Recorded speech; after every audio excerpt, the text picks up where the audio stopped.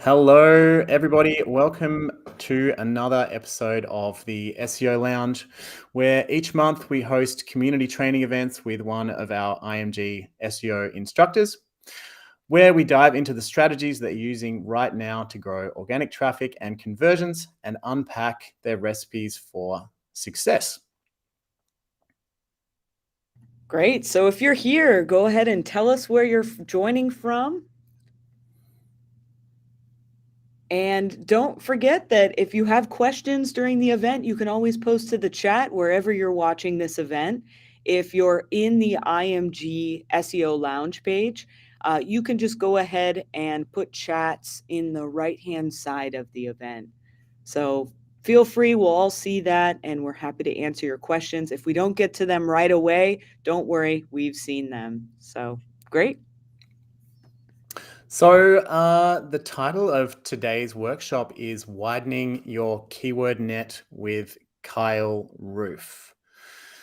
And the training is a little bit of a hybrid from Kyle's courses inside of IMG and also combined with some new fresh stuff from this year.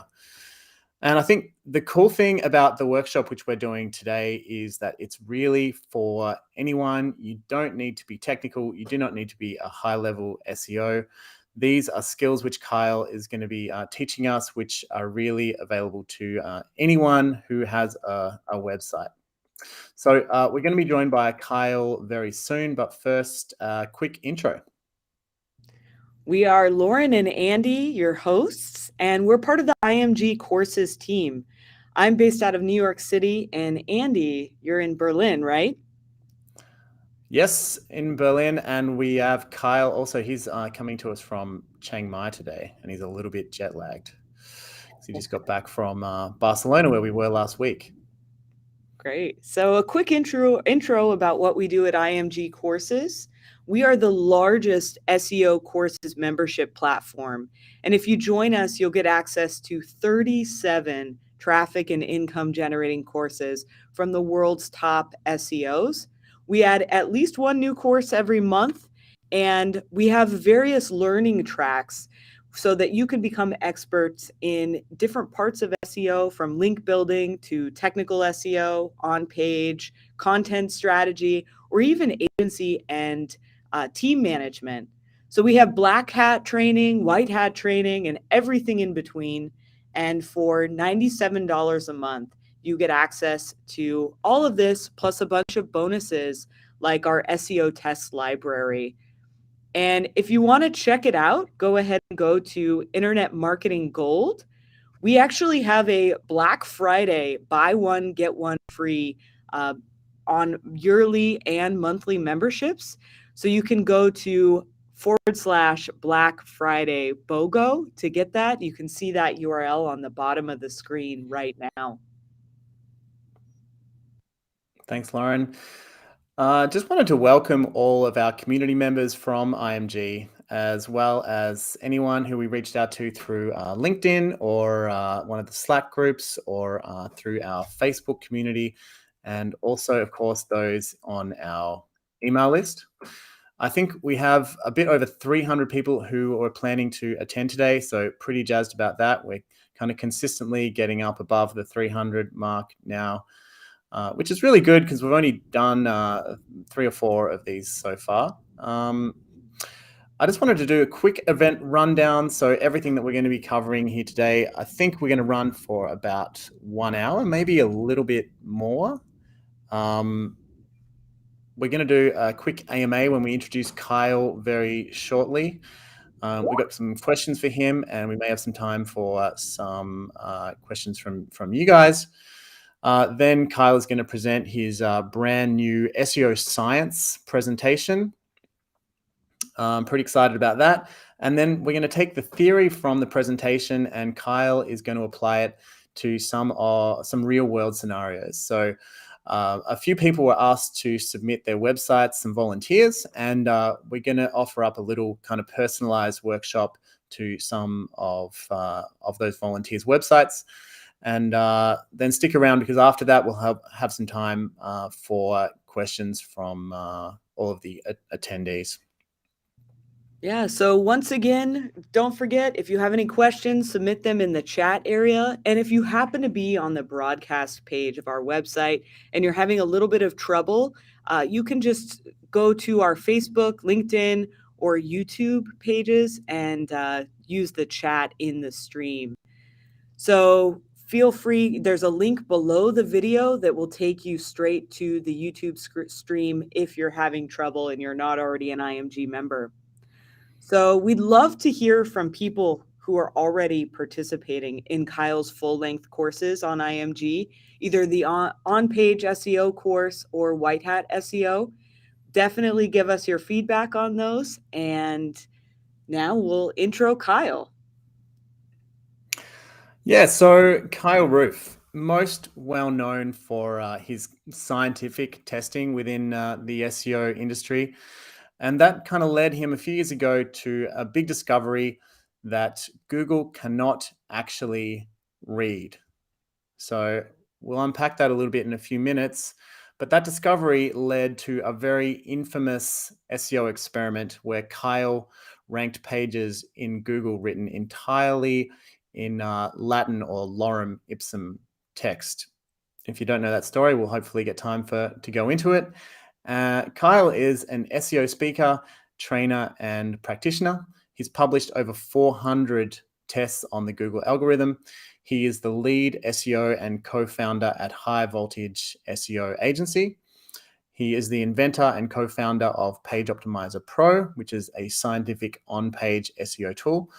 And funnily enough, he's also the co-founder at IMG and my business partner on a number of ventures. So I will probably know the answers to a lot of these questions, but that just enabled me to write good questions, hopefully. Kyle, how do we do?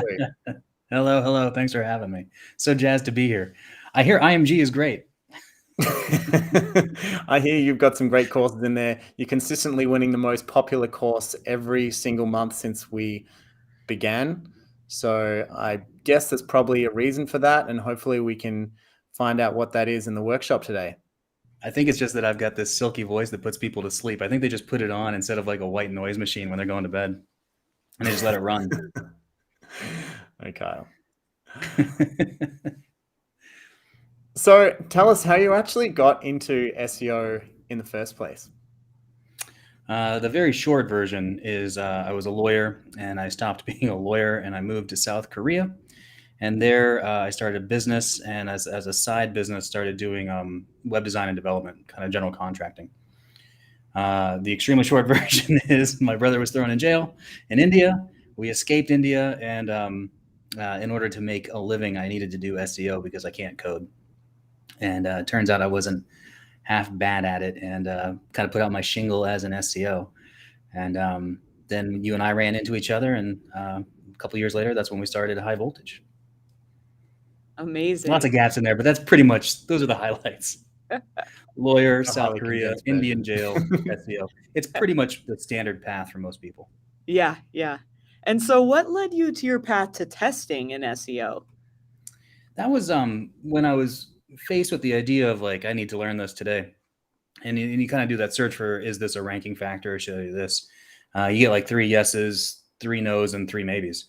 And I realized that was not going to be sufficient to figure something out. And then it occurred to me, I was like, oh, they don't really give them the information away because they're running their own tests. So the idea was like, just let's create test sites and see what works. And then kind of refining it from there. Like, it's not just enough, I think, to put up a site and see if it works, because, you know, you get like a task of a list of 50 things to do for a particular activity. And I started to think like, I don't think I have time to do 50 things. You know, are all 50 actually important? And then like, well, let's look at them one at a time. And then so kind of working out ways to look at things one at a time really kind of then drove into the way that we approach testing now. And so that it was kind of again, necessity. I need to know how to do this. I need to know how to do it well. And then kind of devising a way to figure that out. That's a nice lead into the next question. Can you tell us, I guess, the simplified version of how you conduct your SEO experiments? The simplest way to do it would be to create 5 identical pages all on the same site. and then you index them so they all show up, and you optimize them, if you will, for a keyword that doesn't exist. And that way you control the entire environment, so that when you search for that particular fake keyword, your 5 pages are the only ones that show up. So you're eliminating as many variables as you possibly can, so that you do one thing to one page. And then you see if that moves the page to the top of the results, if it moves it to the bottom of the results, or if it doesn't do anything at all. And then in a very simple way, you can see if something is a positive factor, a negative factor, or it doesn't impact anything. Now, with all tests, you can't do it one time. You need to do it multiple times. You need to see consistently that the same behavior happens. And then once you see that those consistent results, then you feel pretty good that you're onto something, that this is a factor. So like a very simple test you could run is, is the H1 on a page, the title that humans see, is that a ranking factor? And so you do that by, you create 5 pages that don't have an H1. And then once they've all indexed for that particular fake keyword, you put an H1 on one page. And then you put an equal number of text in the top section, if you will, of all the other pages. So you have the same number of words, the same number of keywords.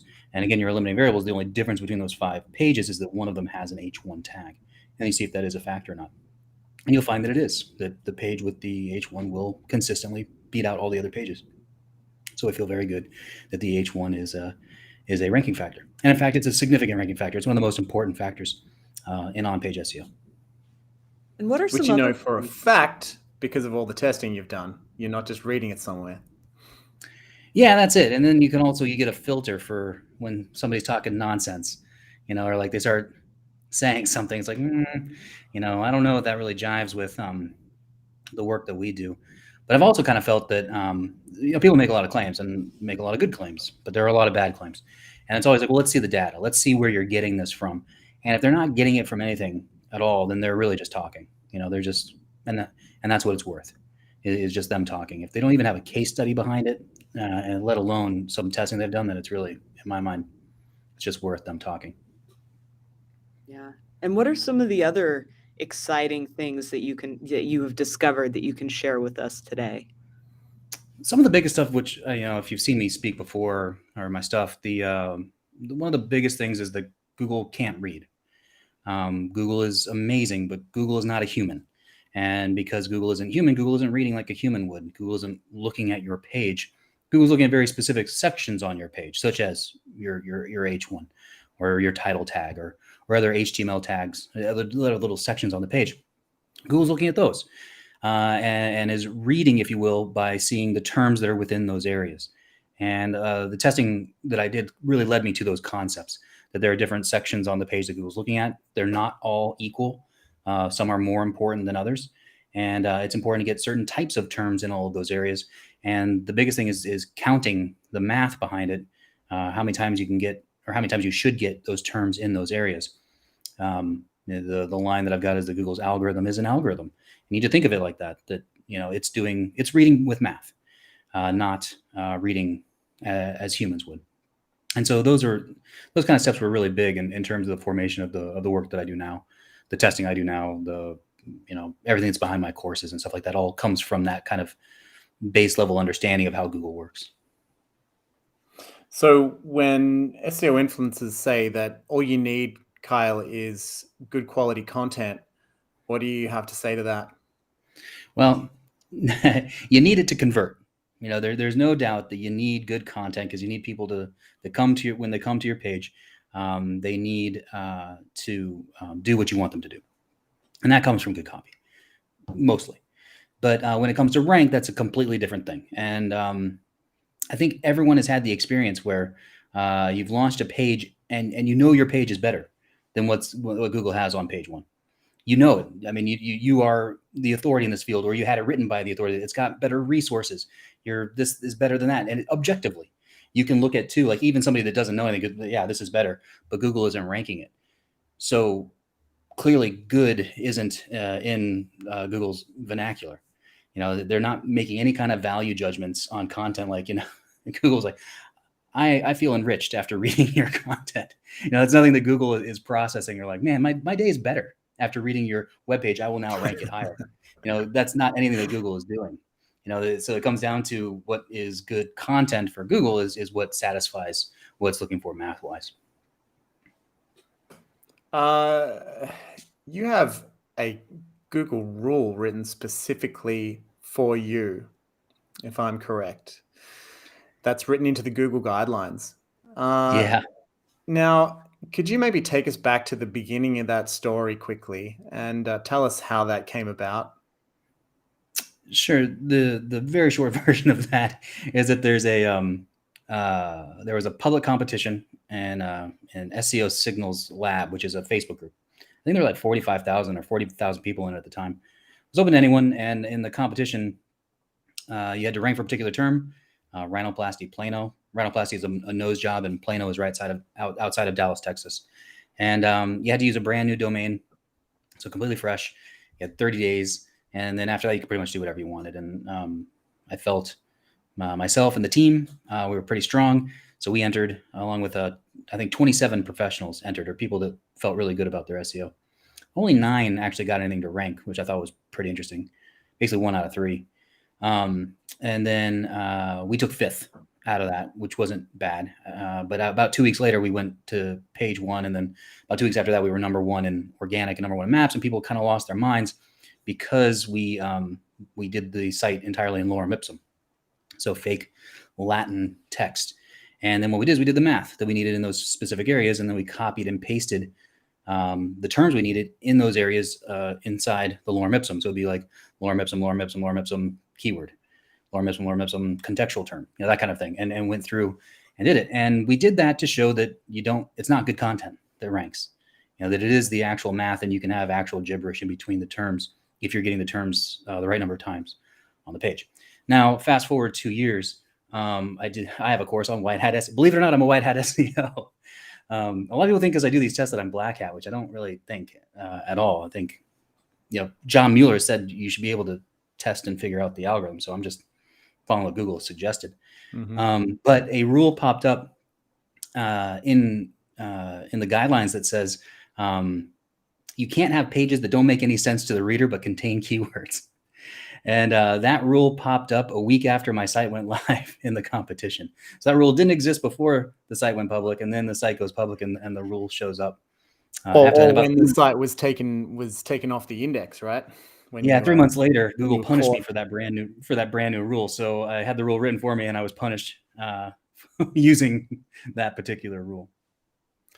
Because people say you were trying to make fun of Google, and Google didn't like that, but that's not actually what you were trying to do. Am I right? No, I was trying to make fun of the people that say that all you need to do is write good content. That was the goal, was to make fun of those people. No, I like Google a lot. I owe all the money I make to Google. I don't know why I wouldn't like Google. It's been very good to me professionally. No, it was just the people that are adamant that it's just write good copy and then that's all you need to do and you're going to be great. No, that it's obviously a big part of it. As I said, you need conversions. And to be honest, I think if you're writing good copy, you really shouldn't have to worry too much about the SEO. Because at that point, if you've written good copy, SEO is tweaking that copy just a little bit. But if you're nowhere near the marks on your accounts, then you wrote bad copy. I don't care how pretty it is. It didn't work. It's not on. It's like writing a term paper about something else and wanting credit, for what the assignment actually was. So I think if you're writing good copy, it is pretty much in line with SEO and SEO copy, and then really it's just a matter of tweaking from there. Great. So are we ready to get into the presentation? I know a lot of people are really eager. Do you want to take us through what you're going to actually be teaching us today, Kyle?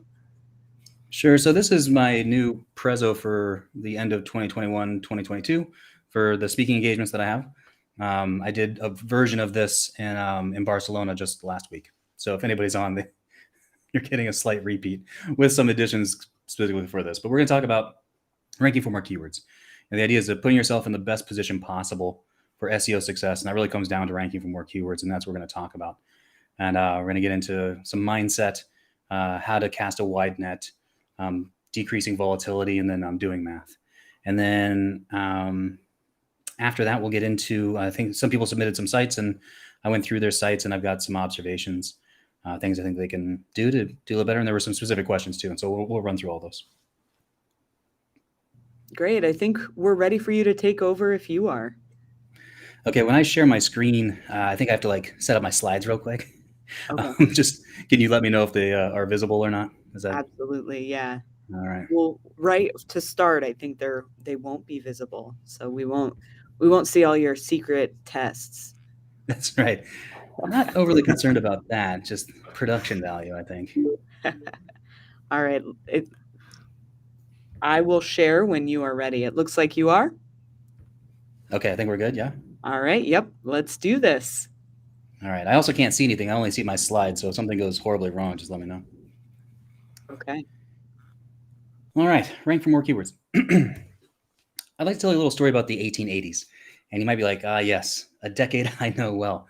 But it turns out the 1880s impact your life today. The number one invention from the 1880s was electricity. This is the time when Tesla and Westinghouse and Edison were doing AC and DC and light bulbs.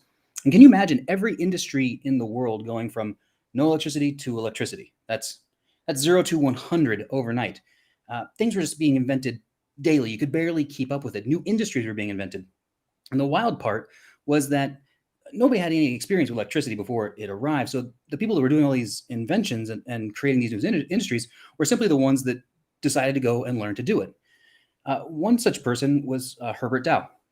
In the 1880s, Dao was a chemistry student. He was a grad student at Case Western University in Ohio. And he said, we've got all the chemicals and we've got electricity. It's like, I say we zap the chemicals and we see what happens. And his professor's like, that's a good idea. That's exactly what we should do. So that's what Dao started to do. And so he got to this chemical called bromine. And bromine is pretty weird. In nature, bromine is always attached to something else. So if you want to use bromine, you want to use get bromine, you have to separate it from that other thing. And what Dao found is that when he zapped bromine, it separated out cleaner, more efficiently, and it cost less to do than what was currently being done. And so Dao decides, I'm going to become the bromine guy. I'm going to take my new method and create bromine. And that's what he does. He goes and opens up a factory. Now, you might not have heard of bromine before, but in the 1880s, 1890s, early 1900s, it was having its day. Brand new industries, when you've got like pictures and electricity, you put together, you get motion pictures. In the 1880s, movies were invented, and the film needed bromine. Cameras went from like giant size down to personal size, and that film also needed bromine. In medicine, for surgery, they learned how to put people to sleep for surgery without a good chance of killing them. That was in the 1880s, and that also required bromine was in that process, plus dozens and dozens of other industries, both new and old industries were really using bromine, and it was, as a result, it was extremely valuable. Now, bromine's pretty weird, and that's bromine in the canister right there. It's that kind of reddish, kind of semi-liquid, semi-whatever kind of a chemical. But here's where things get a little bit weirder. The entire world supply of bromine was controlled by a cartel out of Germany. And this is a true story, and you can look at this up later. And they were an actual cartel. They were a criminal organization. On good days, they were price fixing. They were forcing smaller companies to sell at their price. And on bad days, they were burning down factories and they were burying bodies. They were just like a drug cartel, but their drug was bromine. Now, Dow is in North America, so he's selling in the US and Canada. And so the cartel kind of ignores him. But because Dow's process is so good, he grows and grows and grows. And he decides, I'm going to sell in Europe. So he goes over to Europe, he scouts some land, he finds a factory he's going to repurpose. And the cartel hears about this, and they pop him off a letter. And they say, look, okay, two things. One, you're not selling in Europe. And two, you're going to raise your price up to our price. You're going to match that. And if you don't, what we're going to do is we are going to flood the North American market with cheap bromine, and we're going to bury you. So Dow thinks for a minute, and then he sends back a letter, and he says, bring it on. So the cartel, they were selling bromine at 49 cents a pound. And Dow, with his Zap technology, was selling at 36 cents a pound. When he said he wasn't going to raise his price, the cartel did exactly what they said they were going to do, and they sent bromine to the North American market at 15 cents a pound. And keep in mind, that is way below cost. That's way below what Dow can do, even with his better technology. So what does Dow do? Dow stops making bromine, and then through a secret agent, he puts in a purchase order and he purchases all the bromine from the cartel at 15 cents a pound. He takes the bromine back to his factory. He takes it out of their packaging. He puts it into anonymous packaging, and he ships it back to Europe, and he sells it over there at 27 cents a pound. Keep in mind that the cartel was selling in Europe at 49 cents a pound to make up for the loss. So he makes a killing. Now, the cartel really can't figure out what's going on. They're happy that they sold all their bromine. That was great. And they can see that some of the smaller players are falling out, but Dow is still there. So what they do is they drop the price to 12 cents a pound. And Dow, through a secret agent, puts in an order and buys all of the bromine from the cartel, takes it to his factory, removes it from their packaging, puts it in anonymous packaging, ships it back to Europe, and sells it at 27 cents a pound and makes a bigger killing. Now, cartel really can't figure this out. Dow's still there. He still seems to be doing pretty well. So they go rock bottom. They hit 10.5 cents a pound. And this time through secret agent, what Dow does, he doesn't just buy all the bromine, but he puts in a purchase order for double. And the cartel fulfills it. So what he does is he takes half of that back to his factory, takes out their packaging, puts it in anonymous packaging, sends it back to Europe, and sells at 27 cents a pound, and he keeps the other in reserve, the other half in reserve. So it takes the cartel about 5 years to figure out what Dow has done. And so they pop him off a letter, and they say, please stop. They beg him to stop. And Dow thinks about it for a minute, and then he sends back a letter, and he says, nah, brah, I'm not. What I'm going to do is I'm going to flood the European market with your bromine at 10.5 cents a pound, and I'm going to bury you. And that's exactly what Dow does, and he breaks the cartel. So there are a few lessons here. The first one is humility. And I don't know Dow as a person, but I think it does take a level of humility when you do something better than anyone else, and you decide that the best action is to not do that thing. I can't imagine being at the factory and say, like, hey guys, you know that thing we do better than everybody else? We're not doing it. Oh, no, we're still in the game. We're just going to buy our competitor's product. And I think that takes a level of humility to say, like, I'm going to take my best thing and not do it. But as I kind of thought through the humility, what I realized what he's doing is he's putting himself in position for the best possibility of success. Success is a range of outcomes, and it requires decisions and putting yourself in position the most amount of times you can to get into that range. Not every decision you're going to make is correct, but you have to make enough to get yourself in the best possible position for success. I think that's exactly what Dow did. When we think about it, that's what we need to do. You know, within business or within SEO, we need to make enough decisions to give ourselves the best possibility for success. And in SEO, what that means is ranking for more keywords. So why am I an SEO expert? It could be because I have a Juris Doctorate and I was a trial attorney. It could be that I've run more than 400 tests on Google's algorithm. I have a US patent for something is or is not a ranking factor within a search engine. And I also have a rule that Google wrote for me when they were upset that I showed people how you can see how Google works. I think I'm one of the few people on the planet that has both a Google rule and an SEO patent. But I really don't think that those things are what makes me an expert. I think what makes me an expert is I'm right about 70% of the time. In my experience, good SEO is right about 50% of the time. And what I mean by that is you launch 2 pages and one does what it should and one doesn't. I think that's about the success rate of good SEO. And when you think about it, that's just a coin flip. You could have made all the other decisions and been as successful. You could have made all your decisions with a coin and have been as successful. Most SEO is really in that 30 to 40% range. That's basically 1 out of 3. You launch 1 page, 3 pages, and only one does really what you want it to do. And that's why you can see why people get upset with SEO. They get very frustrated. They would think that there's no way to learn what you should do or what Google is doing. I've even heard very famous SEOs say this, that you just have to write good content and hope that Google will give it to you. And that can't be possible. That can't be the way. We must be able to figure out how to raise that success rate. That's really what our goal is to make those decisions to get us into that higher rate of success. And that's what gives us ROI. That's when we know that if we do these things consistently, more times than not, we will hit that range of success. So we want to give ourselves the best chance in all of our SEO campaigns. And how can we do that?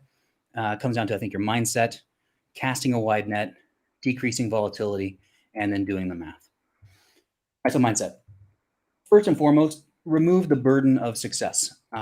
There is one certainty in life, and there's one certainty in SEO, and that is you will fail. I guarantee it. If you haven't yet, good on you. It is definitely coming, but it puts you in good company because all the best have failed. Think of your favorite SEOs. Think of your favorite marketers. Think of your favorite entrepreneurs. The one thing that they have in common is they all have failed, and they brag about that failure. But the idea is that they, even within that failure, they know that they were making the right decisions. They were giving themselves the best chance for success. So remove the burden of perfection, that I'm going to be successful every time, and understand that the goal is to do enough good the right number of times to consistently get into that successful range. But in order to do that, you also need to track your success. And I'm not talking about necessarily KPIs with keyword rankings or clicks or impressions. I'm actually talking about the decisions. When you make certain decisions, are you tracking to see if they worked? Do you make a prediction on when your pages will rank? If not, why not? If you don't make that prediction, how will you know if the choices you made were the right ones, that it's something that you'd want to do again? Here's an example within this is a live case study. You can see this actually within IMG in my white hat course. But we launched all these pages, and the idea is that they need to hit within 30 to 60 days. That was the goal of creating these pages. The white is that they hit when we thought they would. The blue is that they hit a little bit faster, and the red is that they did not. There are 22 examples here. But within that, there were 2 times where I was just flat wrong. That's 2 failures. But the rest are good. It's about a 90% hit rate. And what we know is that what we did here is the right thing to do. If we repeat this process, we are now putting ourselves in position, the best possible position for success, because we know we're going to hit almost 9 times out of 10. And that's where you want to be. That's where the ROI is. That's where we know success lies. And so in order to understand if that's right, we have to be tracking those choices in the first place, and not just the KPIs, but the actual choices that you made. Which also then gets me to your routine. Are you doing repeatable things, or are you chasing shiny objects? And by repeatable things, I mean, do you have a 3-month plan and a 6-month plan? Are you doing things in sprints? You really should have the next 3 months planned out, or you should be at some point in your 3-month plan. If you don't have that, or if you're not doing that, take this one thing away from this talk and do that right after the talk. Map out the next 3 months. And obviously things change a little bit and you do need to tweak here and there, but you should have an idea of what you will do over the next 3 months, because then if you have that, you can evaluate it. You can say like, yes, this worked, because we can say we were correct this amount of times, or we can say, no, this didn't work at all. And that's where you can remove something. And if you have shiny object syndrome, you're kind of constantly dancing to the next thing. That's when you can plug in that shiny object, because you know where it's going to go, where you have a hole in your game, because that certain those choices that you made for that particular thing just didn't work, and you need something new, and then you can get that shiny object in. One other thing that I would mention is your brain will lead you astray. Your brain will fixate on the failures, and in that example of the 2 misses, my brain just focuses on the 2, and it will tell me that that's not successful when it clearly is. But your brain can also do the other thing, where it's going to tell you you're crushing it when you're actually just mediocre, and you won't know that for sure unless you have written these things down, not just in your head, but an actual written plan where you've predicted outcomes, and you can measure that success and you can evaluate it. Because then as you repeat that 3-month plan, by the time you repeat it multiple times, you should have a pretty tight 3-month plan that you know that when you do these things, you're going to consistently do well. You're going to beat that 50%. You're going to be more in that 70% range. And you know that you're going to be hitting some good ROI. That's to widen that. Have you heard aim small to miss small? It's a really good concept if you're an archer, a golfer, or a pistol shooter. But if you're an SEO, it's a pretty miserable idea. That's focusing on one keyword and one keyword only. But really, in SEO, you need to aim wide to miss small. You need to cast as wide in as possible. You need to give yourself as many opportunities for rank as you can to, again, get into that narrow window of success. What that really means is we need to create pages that have the opportunity to rank for more keywords. All right, so let's get in. So first, don't overthink it. You've got your target keyword. You've got that keyword that you want, your competitors want. Everybody kind of knows what it is. That's your main keyword. We need to get that in the title tag, the H1, paragraph tags, and in the URL. That's it. Don't get clever. Don't get fancy. People think, well, Google wants uniqueness. I don't know who told you that, but they probably didn't test it. What you want to do is your target keyword in those 4 places. That's it. One quick note on the URL. Don't change your URL on an established page, a page that's doing pretty well. It's ranking for keywords. It's got some age to it. If you change the URL, you're giving Google a brand new page, and the whole page will need to be refactored and recalibrated. So don't Don't change an established page. Do this on brand new pages or pages that are not ranking well at all. Then go in and put your target keyword within the URL. But otherwise, make sure you've got it in the title tag, H1, paragraph, tags, and URL. After that, we want to choose our lead H2. Your page should have sections, and those sections should be H2s. And if you don't have to do that, that's also then something you'd want to work on your particular page. But we want to choose that first one, the one that's going to take the page in the direction that we want it to go. So what we're going to do is we're going to choose our favorite related search. Do your primary keyword search. Scroll to the bottom of Google. You're going to see some related searches in there. Choose the one you like the most. It could be because it's got the most search volume. It's got the fewest competitors. It takes the page in the direction that it needs to go, just in style. All those are fine decisions. It doesn't really matter. But choose the one you like the most. Click on that. That's going to give you, and scroll to the bottom of that search. Now you've got another set of related searches. We're going to find matches between those two sets. So from the set from the target keyword and the set from your lead H2. Those will become the first sections on your page. Let me give you an example. So international money transfers. So that's our target keyword. We do that search, and here are the related searches at the bottom. Let's say for my lead, I like cheapest international money transfer. I'm going to click on that, and then I've got a related search set for there. So cheapest international money transfer, and that's that set. I now have two sets, one for the target keyword, one for my lead H2. From there, I'm going to find matches, and here are the matches. I've got best international money transfer app, money transfer organizations, international money transfer online, and then the one in kind of that orangey yellow, best international money transfer, best way to transfer money internationally. That's super, super close, so that counts as a match. I now have, in addition to my lead, I now have 5 sections for my site, and they're going to be related. Sections that are related are going to rank for more keywords. And also, but then why is this really important? Well, centerpiece annotation. Just last month, Google talked about centerpiece annotation. And what that means is that when Google's crawling a page, the first thing it tries to do is, what is this page about? What's the concept? That's why we need to get our keyword in those 4 places that I talked about, because they're the most important places. And Google needs all the help it can get to figure out what the page is about. Don't try to hide the ball from Google. The page is about this. And those are the 4 places you want to put it in. You want to put your keyword into. But then after that, Google looks, are the sections related? This is the second part of centerpiece annotation. If Google thinks the sections are related, it gives them full credit and you will rank for more keywords. If Google thinks there are parts of the page or sections that are not related, it devalues that content and you will rank for fewer keywords. So how do you know if the sections are related? Let's let Google show us. Google will show us what it thinks is actually related. We could do that through finding our lead H2 and then finding the matches within those related searches. And then we know we are creating sections that are completely related and they will satisfy centerpiece annotation. Now, we need to fill in those for sections. So we've got those sections, but what do we put in there? What are the terms that we use? We use related searches for that content as well. So in this example, let's say that section, the best way to transfer internationally, that's the section on my site. I'm going to do that related search, and Google bolds the terms that you can talk about. Fastest, so how to do the transfer the fastest, how to send a large amount of money. You could probably then talk about a small amount of money. From India, so that means you can talk about locations if that's relevant to your page, and then PayPal, you can talk about specific services. So then within that section, those are the things I'm going to talk about: fastest, large amount, maybe location, and then a service. And then I know that not only are my subheadings correct, but I'm getting the terms in there that Google is expecting to see, so I can satisfy centerpiece annotation. Next, find 2 questions. If you don't have a people also ask, and that's kind of what I'm talking about here, change your primary word into a question. You can simply put a who, what, when, where in front of it, and you will get the people also ask questions. Pick 2 that you like. We want to take real estate. Again, we're looking for a page that can rank for as many things as possible. One of the sections that you can get based on your page are the people also ask. Let's get a couple of them, get 1 or 2 of them, and we're going to answer those questions. Next is optional but very suggested. Find a list or a table. So we've got all those related searches. Start clicking on them and find featured snippets. And I'd recommend finding featured snippets that are a list or a table, or perhaps both. And then look at the HTML on the page that they've used for that list or for that particular table. Copy it. Copy the HTML, put it on your page, and then fill out that particular list. Because again, we want as many things as we can rank for. So let's take up featured snippets. We've got this page that's got all this great content that we know Google's going to like because it's related. We're going to take up some people also ask, but we could also then take up featured snippets, and this page can rank for more and more things. Step 6, admire your work. You have a beautiful page. You have a page that is in position for the best possible chance of success. And that's what we're shooting for here. You can rank for something that you can rank for that target keyword, the variations within the related searches, subheadings, the people also ask, and the featured snippets. This page has now the best chance out of the gate to rank for as many keywords as possible.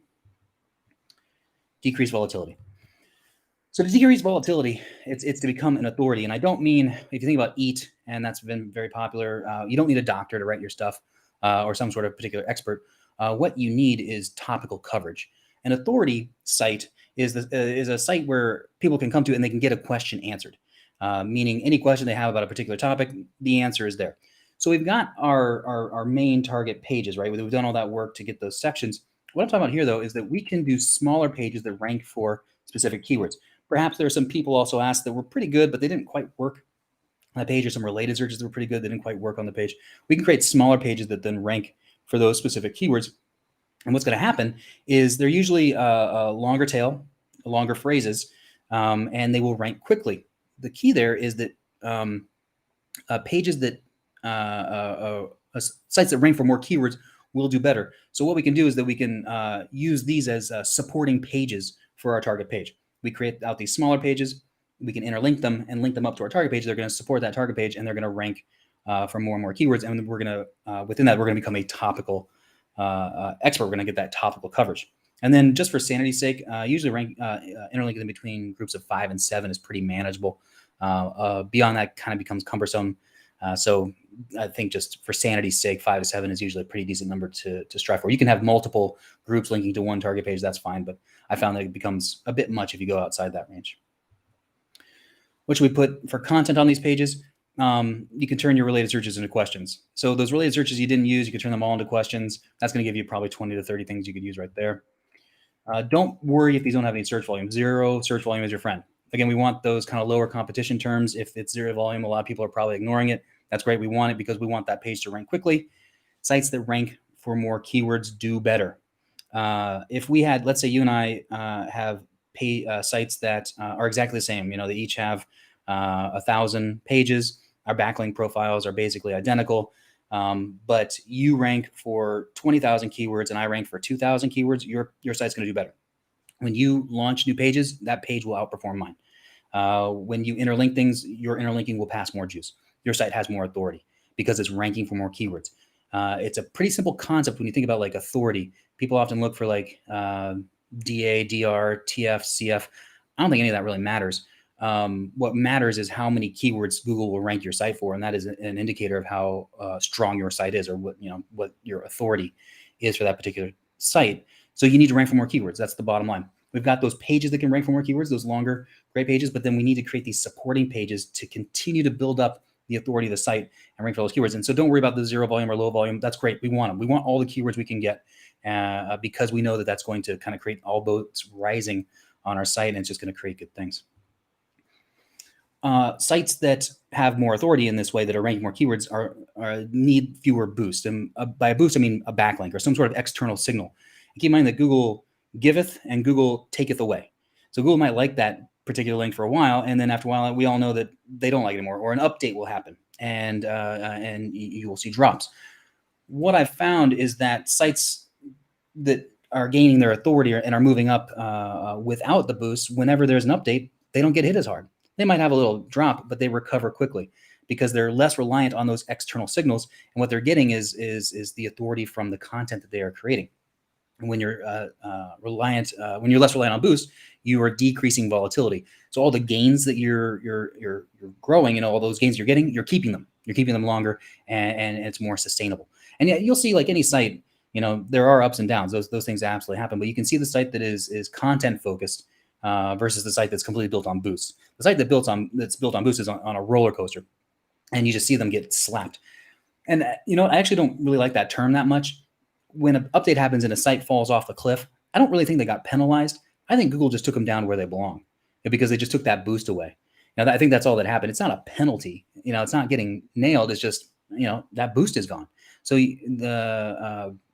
obviously that's part of any SEO strategy. But I think at the same time, you need to be creating these supporting pages to avoid those kind of issues.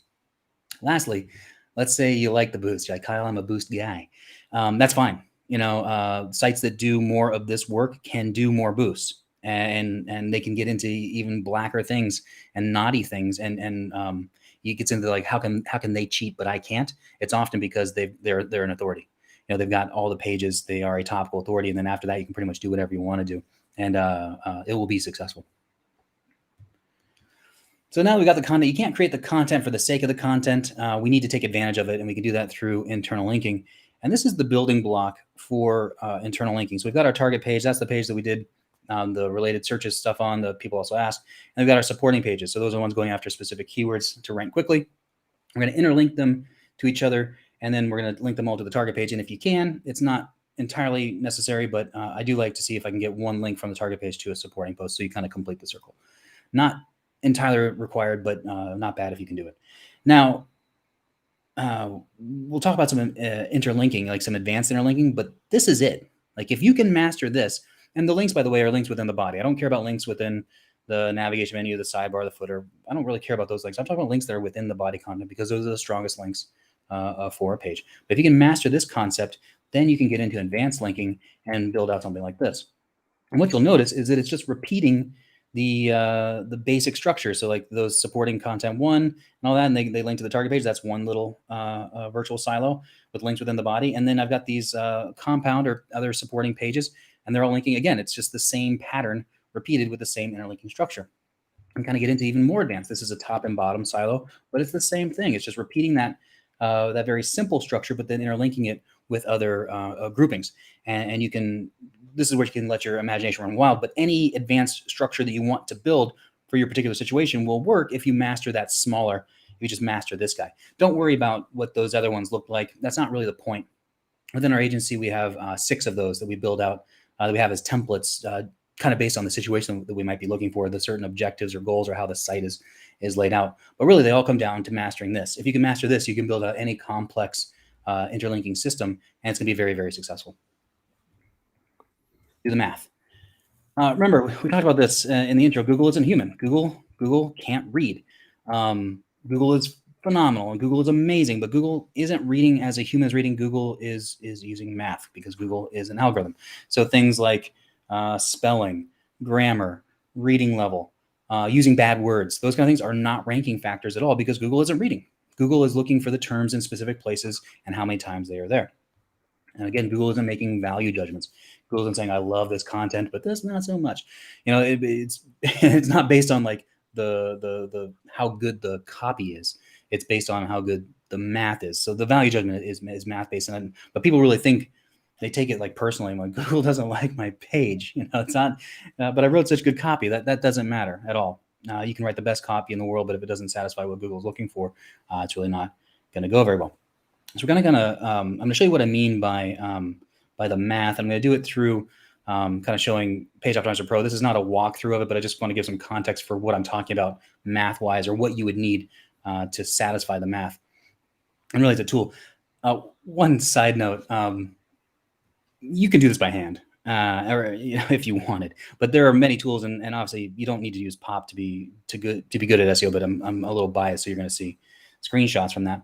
But I love when I'm sure you've seen those threads where someone's like, "What tool should I use for SEO?" And then some jackass is always like, "The only tool you need is your brain." I'm like, "Yes, I want to go against that guy every time. If I could go against that SEO, I know I will win because it is impossible to do this math in your brain. It's just too complex." And so what that tells me, the person isn't doing the math.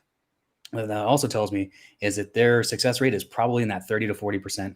And that's the one I want to go against because I know that in arbitrage, I'm going to win. You know, in the long run, I will always win because I know my success rate is going to be higher because I am doing the math and I'm putting a page together that I know has the best possibility to rank for more keywords. So this is POP. This is our new input form, just so you have some perspective on what we're talking about. You just kind of fill in that information. This is what it looks like filled in. In this example, SEO agency Berlin. You can put in some secondary keywords. Those would be like those top after the like your number one related search, for example, or the H2 that you used. You could put in that term or the next one and get those specific counts. Put in the language, the region, the page that you have. And then if you don't have the page, that's fine. You can say, I haven't built this page yet, and POP will then just give you the recommendations. And then if you're on some of our higher plans, you can get analysis with Google's NLP API or EAT signals as well. But then you just, you fill that out and click and go. This is on the pro side.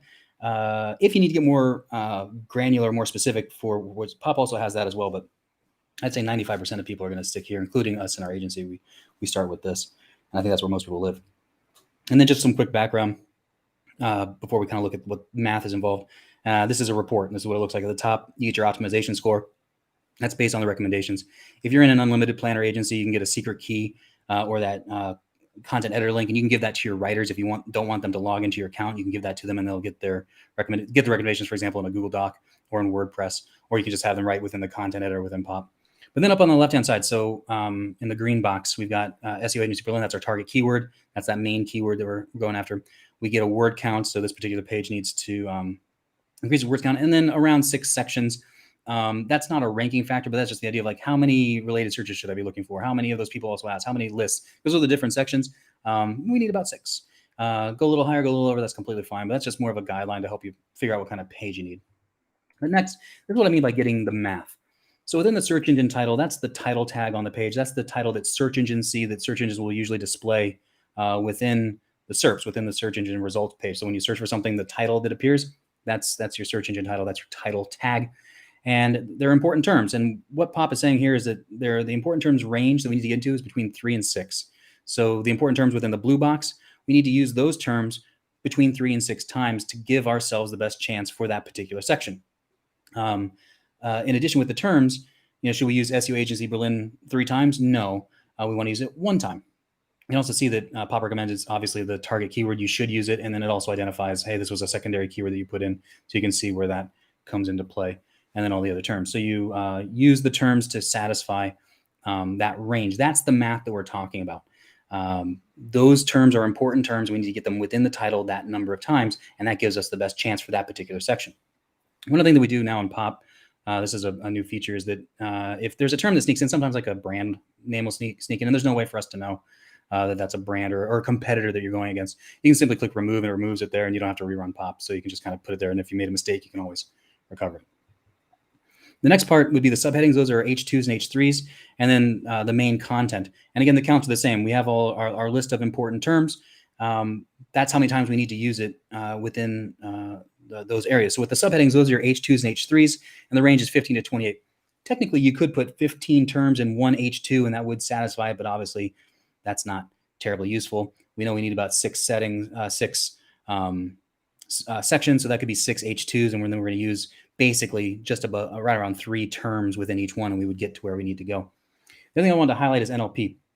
Our agency plans get access to Google's NLP API, but all of our plans, including our lowest plans, get access to NLP. This is a new feature that we have, so you get those terms as well. What we found is that they don't really necessarily help ranking, but in testing, we found that they help with indexing, and indexing is a constant issue. So I kind of wanted to highlight that if when you think about like the math for indexing, that is also a thing.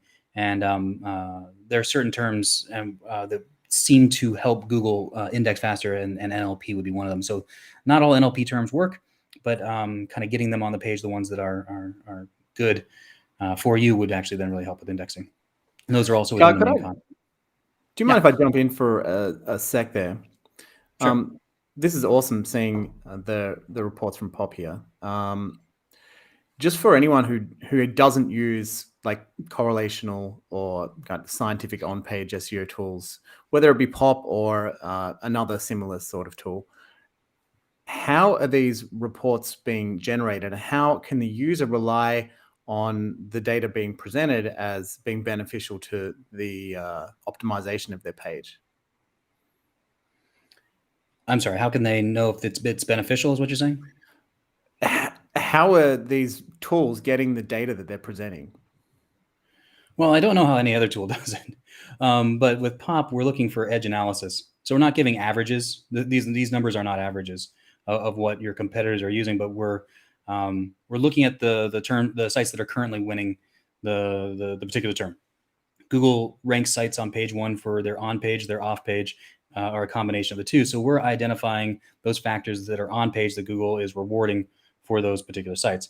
And we're then looking at opportunities where we can get an edge on them. An edge could be doing more, but it also could be doing the same, and it could also be doing a little bit less. And that's where the recommendations from Pop come in. I think that differentiates us from a lot of other tools, is that it's not just an average. We're not just counting and then doing some math, like doing a division by the number of competitors and then spitting it out. We're actually saying this is where you can get an edge on your competitor with these particular terms. Right. Okay. So something you're pretty well known for saying is the secret to ranking is hiding in plain sight. What this tool is essentially doing is it's reverse engineering what it's seeing from pages which Google is rewarding already for that particular set of keywords. Am I right? That's correct. And the meta point here is that you should have a range that you should be getting into for your accounts. So when you're doing math for this, then you need to see 4 different sections, how many times you should be using your target keyword, its variations, and its contextual terms. And you need to have a method for doing that. And I think you should be using a tool for that to get in particular ranges.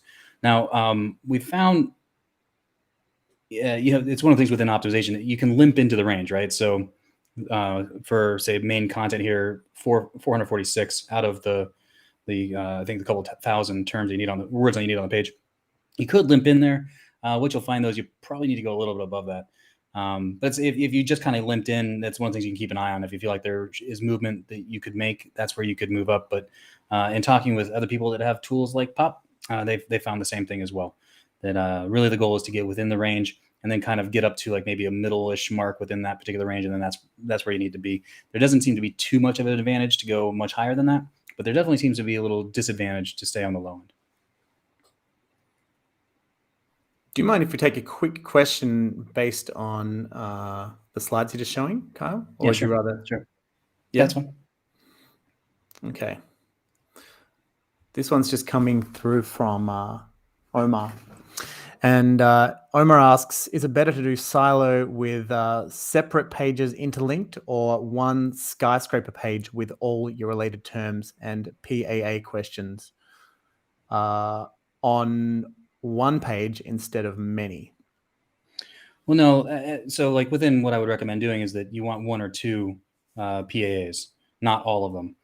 Use the ones that are most relevant to the sections that you've done out. And then the other ones that don't quite fit on that would become the supporting pages that you would use. Thank you, Omar. There's a few more questions coming through just now. Why don't we actually just wrap this up and then go to some questions? Mm-hmm. All right. Last little thing I wanted to show was we do actually give the people also asking the related keywords. So like, let's say you're starting with a page, you don't need those. You can get those from Pop and we can pull them out and show you what those related keywords are to kind of help within that process of picking out those initial sections for your page. So the idea is here, get your counts where they need to be within a correct range. And one thing, a reason you want to do that is you want a repeatable action. And you want to be like, if we get within our ranges, we know for our niche what our outcome will be. So if we do this repeatedly, you can start to predict what will happen when you do your on-page tweaks. You might find you only need to get to 80% on that score for your particular niche, and you're gonna do quite well. Or you might find you need to go a little bit higher for your particular niche. The other thing you're gonna find too is once you get comfortable, like if we repeat these actions and we know if we do this, we should hit about page 3, page 4, page 5 within Google without much effort. Then like if you hit something a little higher, that was an easier keyword. You also know if you hit a little bit lower, that's a more difficult keyword, and you might need more external signals in order to make it happen. But then the idea is that with the repeatable actions, when you're using the tool over and over and over again, so that you kind of then are doing the same actions, you'll get repeatable performance. You'll get performance that you can predict, you can rely upon, and you can get more successful SEO campaigns. And again, it's that constantly, the idea is to get yourself in the best position possible for rank. So that means doing things repeatedly and then monitoring those outcomes. And then the tools get granular when you need them. Pop gets as granular as you would like for your particular situation, and that's good. So if you find that you are in a tougher keyword than normal, then that you can go in and get more granular and tweak things to a very fine level. But otherwise, more times than not, you just kind of need that that kind of range, getting in the range, and usually probably anywhere within the range, and you're gonna do pretty well. So rank for more keywords. So the whole goal is to put yourself in the best possible position for success. And that comes down to a mindset. Remove the burden of success, remove the burden of perfection. You will fail, and that's okay. But you want to track your success and then evaluate it. Casting a wide net. That's creating a page that has the opportunity to rank for more keywords with satisfying centerpiece annotation, getting some questions on there, and then taking up featured snippets as well. They want to decrease volatility. We're going to do that by becoming an authority through creating smaller pages on our site that can rank for lower competition, lower search volume keywords. But the sites that rank for more keywords are less reliant on external boost. And if they're less reliant, they are less susceptible to Google updates or changes in Google or even link rot or anything like that. And they will maintain more evergreen growth. And lastly, do the math. When you want to take things into an even more scientific level, that's where the math comes in. And what that means is getting our sections into particular ranges where we know we can get an edge on our competitors. So this works on a new site. So the international money transfer site, this was a completely brand new site where, again, we're doing our pages so that they get the most opportunity to rank, and then building out those supporting pages to rank more keywords. And you can really help a site blast off. And also works for an established site. This is a job site. And we came in kind of in that lull, in that dip right around February. And this is the kind of site that was getting a little under a million impressions a month, and now it's more like 1.5 million impressions a month. So that's a dramatic jump. So it's the kind of thing that these strategies are white hat and effective. And it doesn't matter if you've got a completely brand new site or an established site. You can do the SEO that you know works, and you should. And you can also then take these things and put them on top as a layer, especially the creating the supporting pages. That kind of thing will definitely help any site that you're working on. And so I want to take back to the 1880s just real quick. When we hear stories about, Dao and what he was able to do, we often think like, oh, those guys were so lucky that they just had this brand new industry that was dropped in their laps. That was a complete disruptor and changed everything. Well, I'd like to bring you into today with SEO in that we're in an industry that didn't exist before. And every industry went from no internet to internet, website, or no website to website, and things are being invented every day. We are in the exact same situation right now that Dow was in then, because the people that are doing it, all that is required is that they just go and do it. When I was in college, there was no Google, there was no SEO. Fast forward to today, I'm an on-page SEO expert. I'm a pioneer in SEO testing. I get to fly around the world and speak at international conferences and meet people that are way cooler than me. And the only reason is that I decided to go and do it. You can too. This is one of those rare moments in history where you can be the best at something. You can actually write your name into the history books. This isn't a once in a lifetime opportunity. This is a once in 3 lifetime opportunities. And all it takes is for you to be the person to go and do it. Thank you so much. Thank you. And then, Andy, if you want to hit some questions on the talk. Yeah, definitely. That. And, I think we might just jump into some questions now because a few people have been waiting a while. And then after that, we might run through some of the volunteers site examples. How about that? That sounds good. And I'm going to stop sharing. You are not sharing any longer. Okay. Let me just grab a question here. This one comes from B. Taylor. Are you finding differences in using related searches compared to PAA for H2 and H3? The related searches will usually satisfy counts a little bit better. So I would stick with them for the sections because they're going to help you get your numbers where they need to be. Okay. Just for anyone wondering, PAA is people also ask. Hope that answers your question, B. This one's not related to the presentation, but I'll show it anyway. Florin, did you test the 30 kilobyte cliff? Not me personally. Maybe just a little bit of a quick background on what that question means. That's a test from Ted Kubitis, and he was looking at where, like how far Google goes for the initial crawl of a site. And the idea is that Google's only going through about 30 kilobytes. So you need to get as much important stuff as you can at the top, and then like decrease things that might trip up Google. And that fits very well with some other tests that have been done about what Google might be looking at first. So I like it a lot. And I think it's something you should take into consideration when you're building out your pages.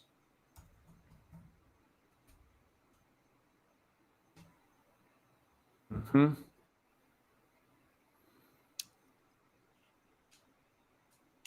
Jeff, longstanding IMG member.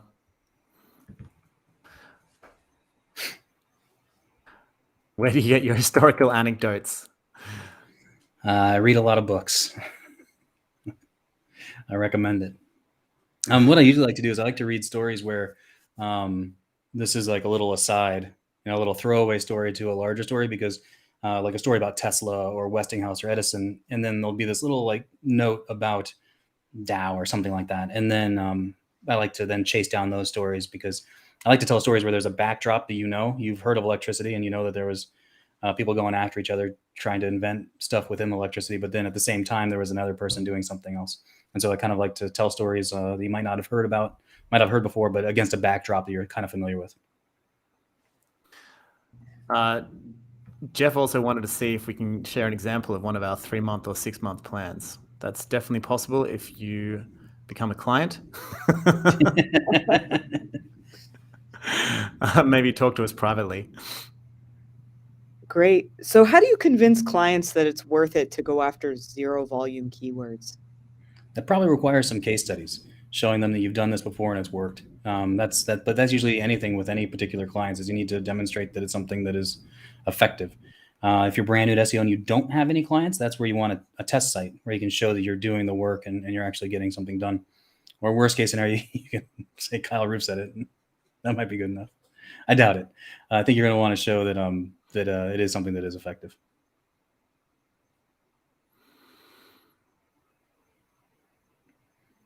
How can a product like Pop help with e-commerce sites? That's from Dialed In Config. Yeah, so one note on that is when you're trying to rank for a particular keyword, you do want to see what type of page Google is rewarding, whether that's a category page, a single product page, or like a long form article. And then that's the type of page that you want to give Google. So you want to give Google the page it is expecting. That said, each of those pages is going to have slightly different on-page aspects. So as long as on-page is something that is part of the algorithm, and right now it still is, and it's still a major part, then a tool like Pop can help you in your situation, because you will get the counts that you need for your particular situation, e-commerce or not. Was there a meaningful difference between a physical silo and a virtual silo? There is. So a physical silo is created by URL structure. And so you see that often. WordPress does it by default, for example, where, .com/category of something /page, or, it can go as deep as you want. But URL structure does not pass any juice. URL structure makes it usually easier for humans to get through a site, but it's not going to pass necessarily any juice from one page to another. What will pass juice are pages that are links that are on the page, and in particular links that are in the body. So I'm creating a relationship with links that are in the body. That's also very freeing, because these pages can live anywhere on the site. They don't necessarily have to be all in one area as a human would see it, because the relationship is created with the links within the body. So they can literally live anywhere on the site, and you can create a virtual silo.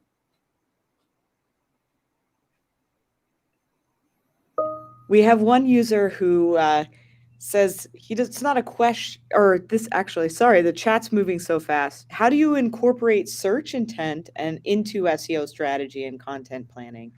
Beyond ranking, the primary goal is conversion.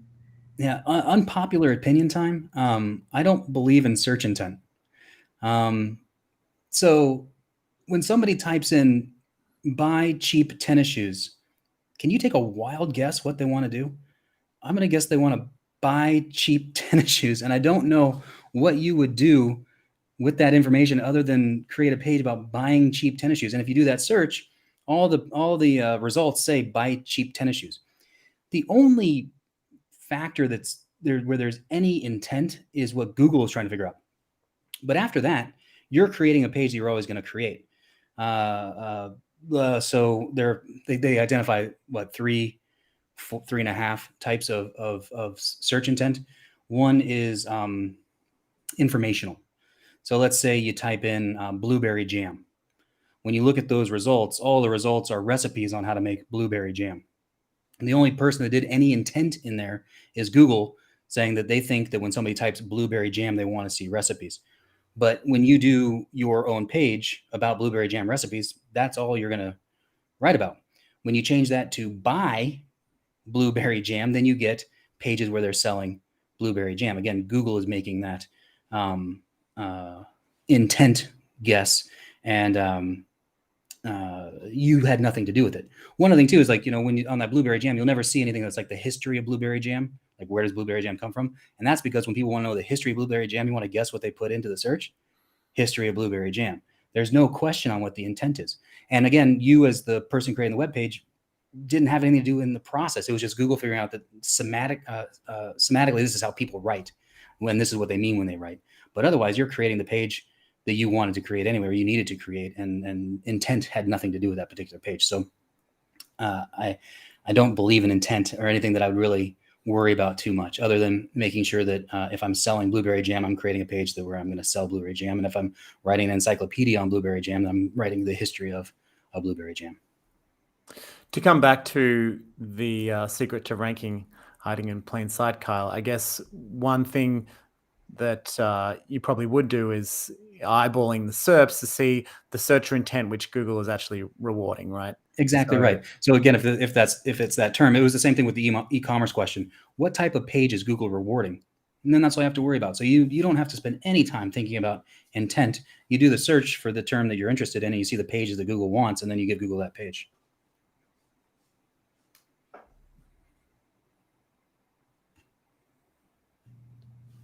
I got a great question here. This was asked at the conference we were at last week as well, Kyle. Do you get cannibalization issues while creating all of the supporting content in your silos, and what do you do about that?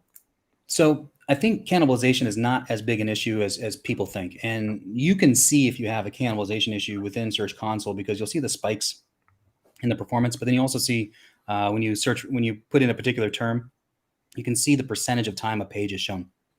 All pages have some cannibalization, or all keywords for a particular site have some cannibalization, where multiple pages will be shown for a particular term. But as long as the page that you're really concerned about is the majority of that, 70% plus, you really don't have any cannibalization issues. That said, if you see that's like 50-50, then you have a cannibalization issue. But if you're really concerned, what I have found is that if you look for low search volume terms, they're probably within your authority level. And by that, I mean you can launch them and you rank pretty well without really any SEO. Then that's probably about where your authority is at. If you find those sets of terms first and then match them up to a target page, you're going to do a lot better. You're not going to really have any cannibalization issues at all, because you're going to go a little outside of kind of the common thought, or kind of where you might be thinking with that particular target keyword, and kind of then reusing the related searches. So first, I don't think it's that big of an issue, and you can see if you are having those kind of problems, and then you just simply remove that page. But on the other hand, if you are concerned, find keywords first that are kind of within your authority level, and then match them to target pages. Then you will never have any cannibalization issues at all. There was a couple of questions on keyword cannibalization, so hopefully that answered all of them.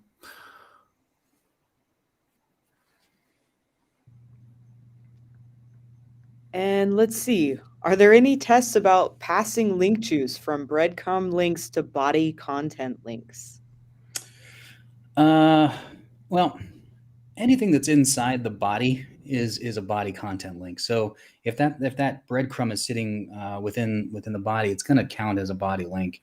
But I haven't seen any tests that's like specifically pitting like a breadcrumb type link against body content links. But that is certainly one way I think you can get links. Another way would be within like a table of contents. Those are usually good ways to get body content links. They just take you down into different sections, but you can get links that way, or then the external links going to those target pages or to your supporting pages. A couple of people have asked if they can get slides, Kyle. Is it possible that we can send out an edited copy of the slides? I imagine so. I think I saw the one that they said like that. I think that they wanted to see the silo or the structure on the advanced interlinking, and to be perfectly honest, that's not really the point of those slides. Really, the idea is to master the basic building blocks of a virtual silo, which was the red thing. And then after that, if you just repeat that concept, you can get any interlinking structure that you have after that will be very, very successful. We got a lot of questions still in here. We're over the time. Maybe we switch over to just going through some of the examples that we had from volunteers. If you're ready. Sure. There was one question about can I create more than one silo for a target page? Absolutely. You can create as many as you like. I keep it to that 5 to 7 just for management's sake. But I mean, if you can manage it, you can go above that for sure. Just trying to find that question. Sorry. Kyle, did you have a presentation that you wanted to are we just sharing your screen? Yeah, just sharing my screen, and then on the questions that were sent in, I can just run through them real quick. Okay, well, you prepared a few sites to take a look through, am I right? That's right. Yeah. Okay. Great. And then maybe if anyone wants to hang around at the end, we'll try and get through the rest of the questions as well. Yeah, I can stay on as long as anybody needs. So like if people still want to hang out, I'm happy to hang out and talk SEO. All right. We can, all right. When you're ready. Great. All right, hit me. All right. Let me know when you can. All right. So Ivaldas, I hope I'm saying that right, from Omnisend has a question. Should I focus on new content or working on existing content? All right. So existing content is always easier. It's cheaper to tweak your existing content, and it can also bring quicker wins because it's already got some age to it. It at least has some time to it, and that is certainly a factor. So if you had to choose between like creating just brand new content or working with the content you have, I'd work with the content you have because you can usually mine some very, very good things. This site, Omnisend, has a lot of great content to it. There's a lot within these feature pages. You can see here, like all of these are their own page, and they're pretty decent. One thing that I noticed when I clicked into this, though, is that we're missing an H1. So the H1, all these pages only have H2s and H3s. The H1 was one of the most important factors. So that's one thing that I would tweak from these is getting, I think this is an H2 at the top here. I would change that to an H1 and to make sure that I've got my target term or phrase within that H1 as well. So I would start with the content that I have, and I'd go through it and I'd tweak it. And then I believe there's a blog, if I'm not mistaken, as well. Yeah, there's a blog down here. So then what I would go through is I would go through and niche edit my own site. I'd decide which are my target pages that I work on first, and that's usually an ROI type decision. And then I go through and find the blogs that are performing the best. You can see that in Search Console by the ones that are ranking for the most keywords or have the most impressions. Or you can use any tool that you like as well that's going to give you some sort of strength metric that you prefer. And then I'd probably put one link. I don't like to change links too much on existing pages because that can cause a lot of disruptions in a site. And so I wouldn't necessarily create a silo out of these with like linking to each other and linking to the target page, but I would probably just niche edit the top and link to one target page per blog that's performing pretty well. And so that's what I would do kind of coming into this. So I'd work on my existing content. I'd tweak my target pages, and then I would niche edit my own blog to support those target pages, not necessarily creating the silo we talked about, but to pass juice and to bump those up.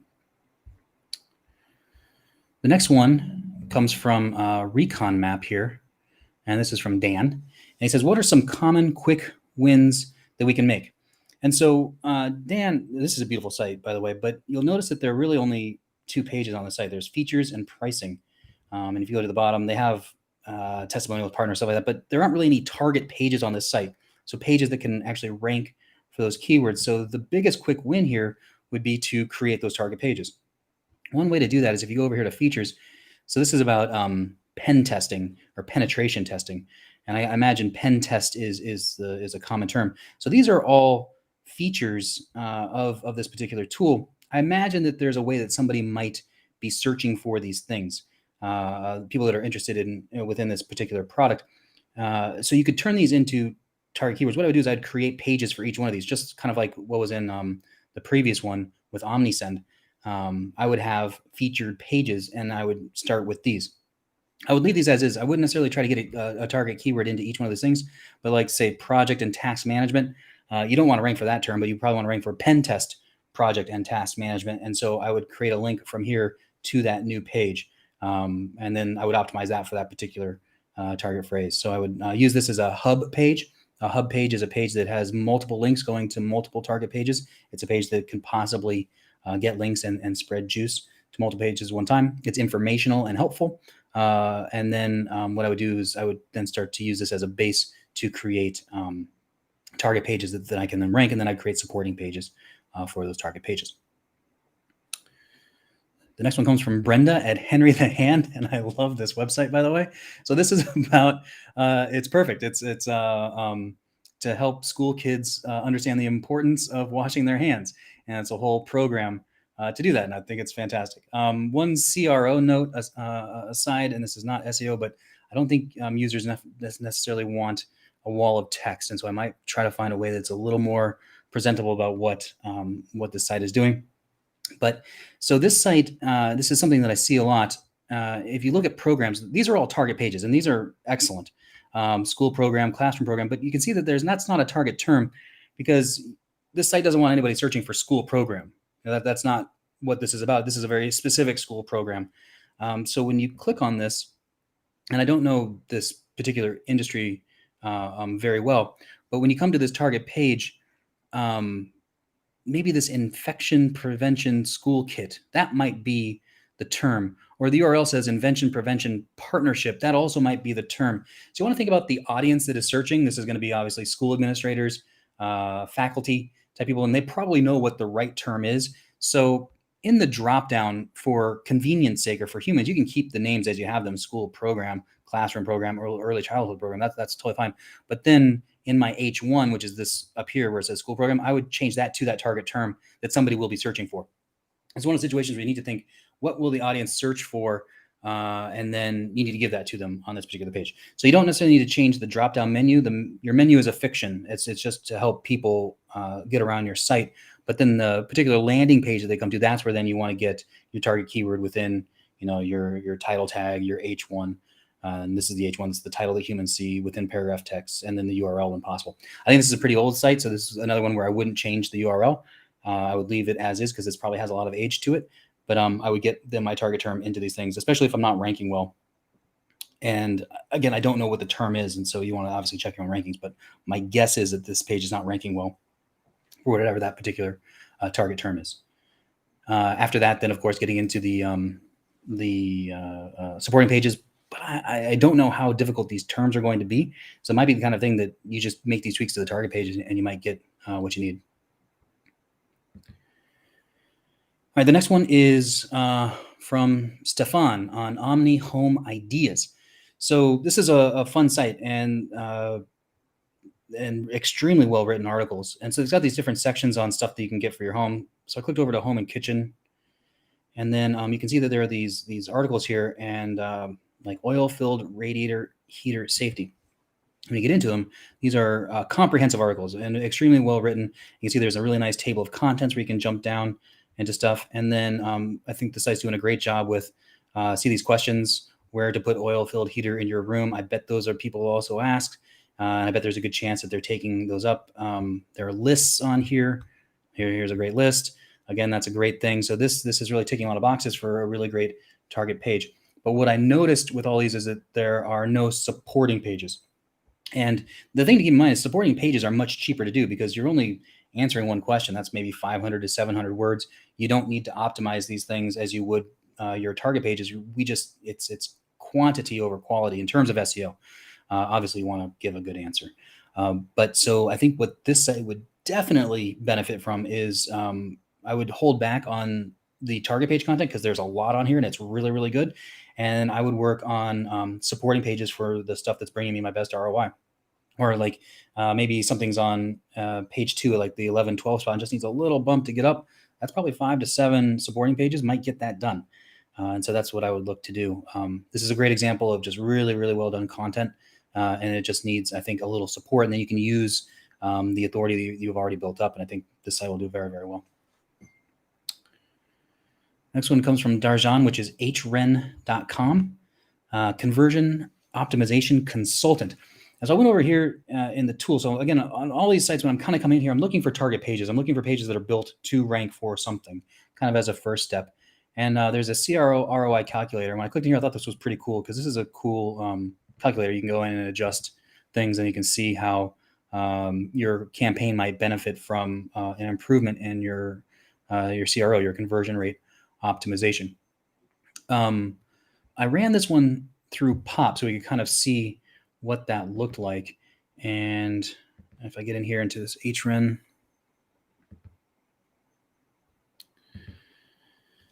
so what's interesting is the target for this page is only 741 words, and there's currently 202. So we're pretty low on the term. Score isn't great, but 500 words is not a lot of words, and so that's kind of exciting. Where Really, if you just kind of get down into some of the basic stuff that we talked about, you can do very, very, very well.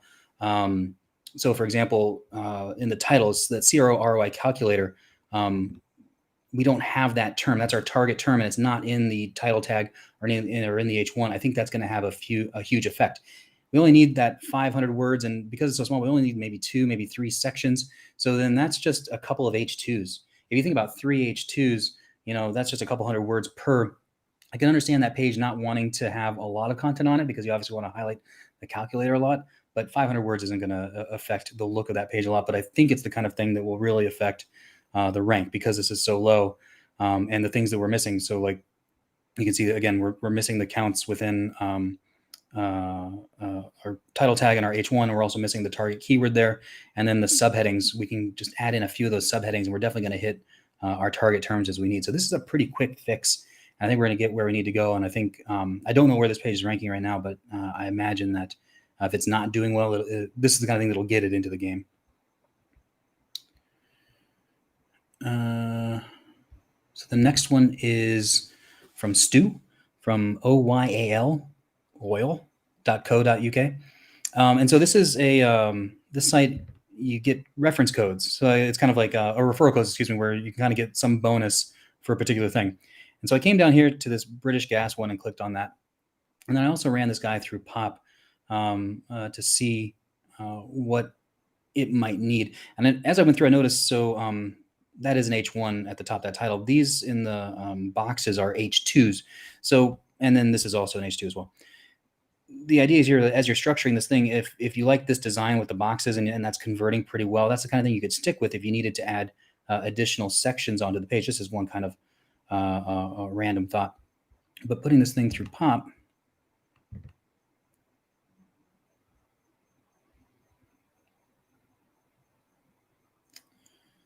pulling it up.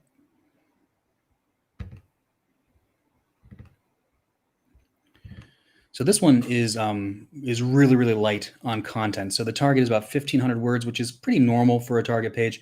But currently we only have about 393 words on that page. So we really need to bump up the content and with the subheadings.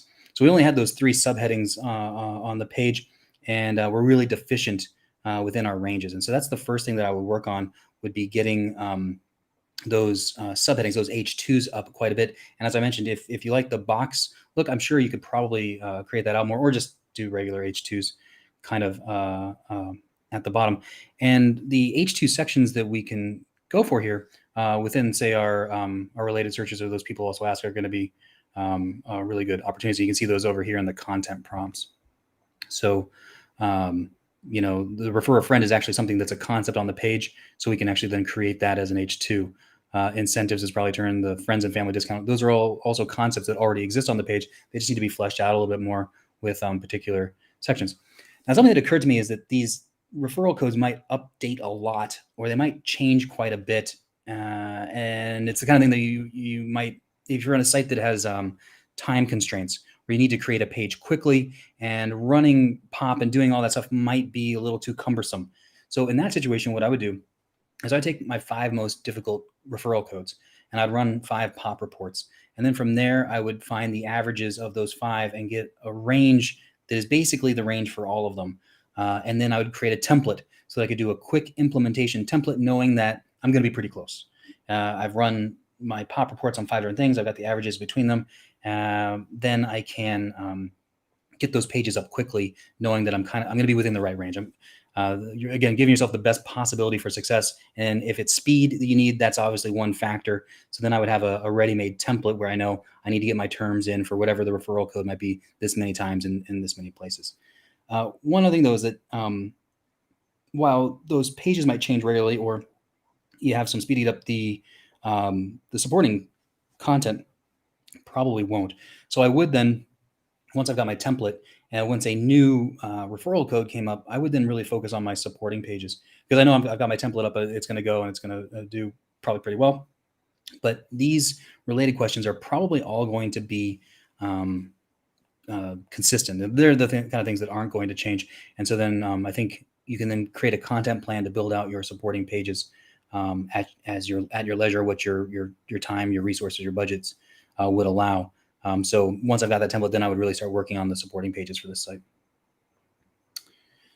And then the last one is appointlet.com from Haley. So again, as I mentioned, kind of looking for the target pages. It looks like the target pages here are these use case pages. Sales page, for example, scheduling software for sales. So this is a scheduling software that I guess the idea is that instead of emailing back and forth, you can use this, and it kind of combines a lot of things and makes scheduling possible. I went to this education one. Learning can be challenging enough. Make scheduling easy with Appointlet. And so that's one of those things where we're missing kind of that scheduling software for education. So the target term is here within the URL, scheduling software for education. But we're completely missing it within our H1, which is obviously a bit of a miss. I put this through POP.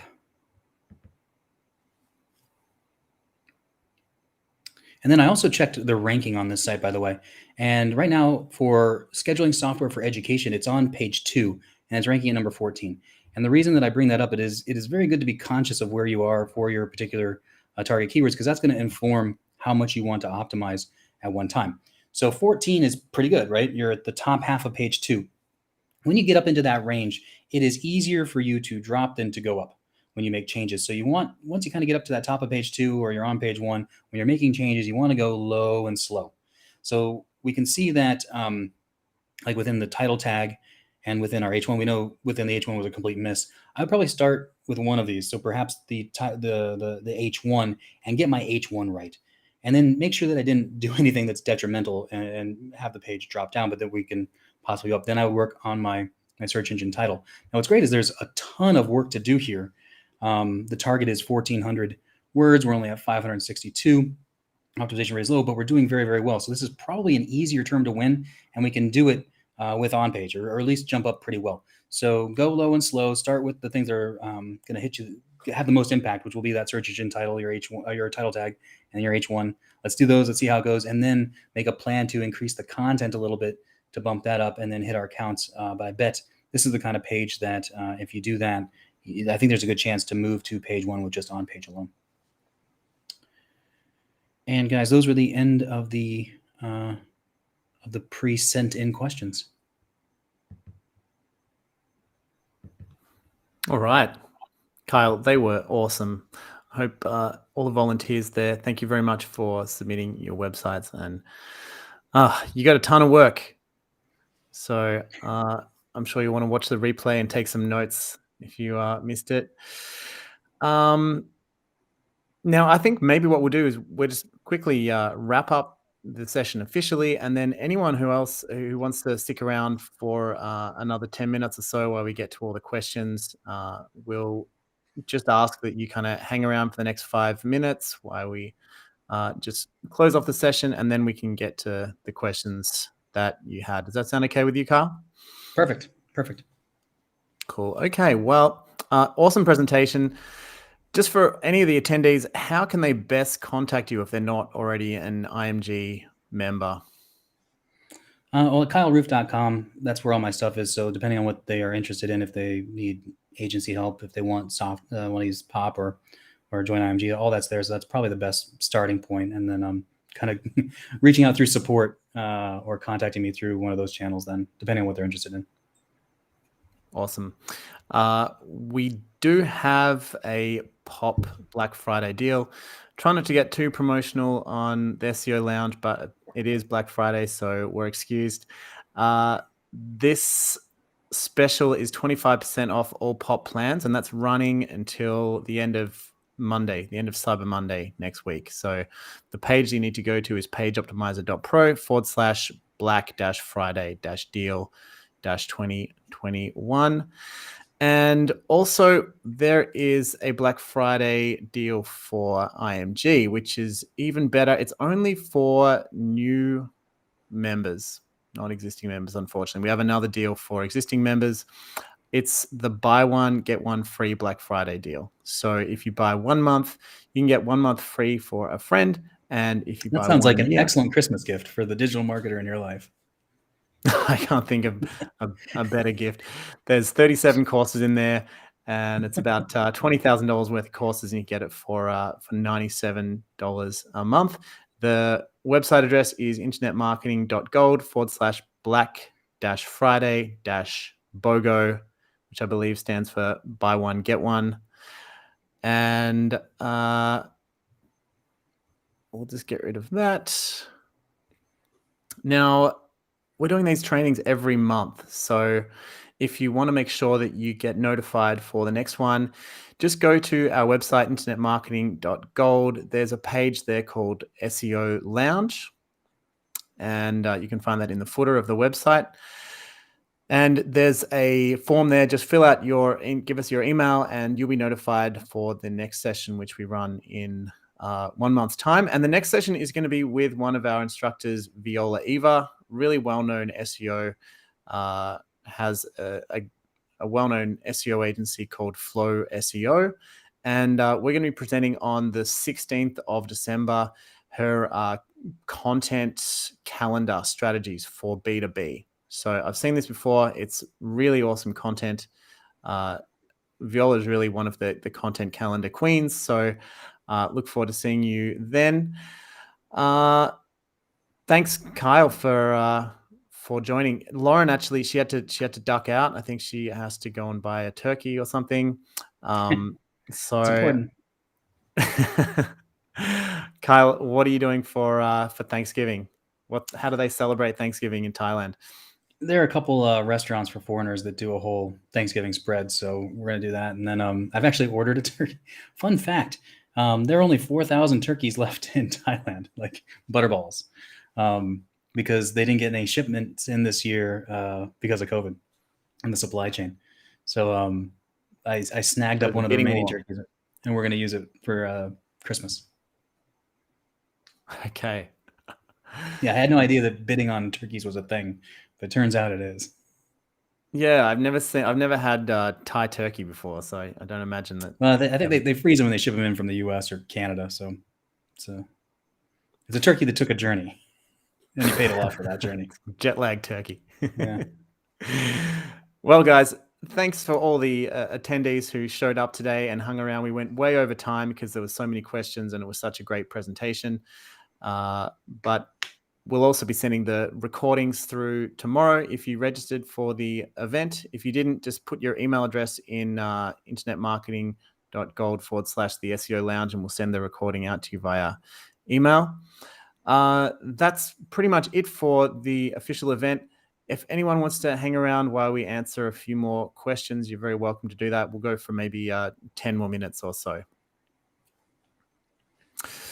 So where are we at? I'm going to take it from the bottom because I got lost from the top, what we answered and what we didn't. So if we missed your question, it wasn't intentional. You can always rewrite it too.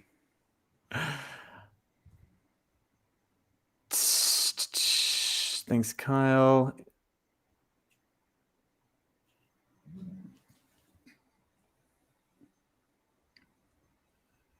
John Grattan, do you have any plans to cover local SEO, particularly ranking GMBs in future courses or any new features within POP?